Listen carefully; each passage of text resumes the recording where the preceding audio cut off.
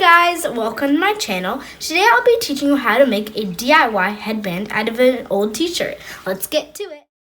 The materials you need for this knotted headband is a old large shirt and some scissors. Let's get started. So the first step is to even out your old shirt, and then you will need to grab your scissors and you will need to cut this rim of your shirt.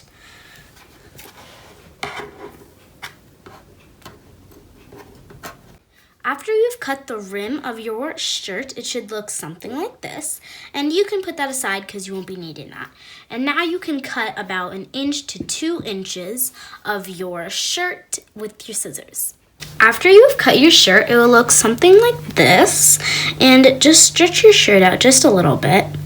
And then you can put your shirt away because you won't be needing that. And now I'll be teaching you how to make the headband. And to do so, you will first need to make an 8, just like this.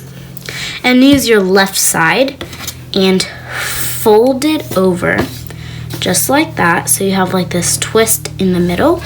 And then you can pick it up and now you have your headband, just like this. Okay guys, I hope you enjoyed that amazing headband, and if you did, make sure you like, subscribe, and hit that notification bell. Thanks for watching. Bye!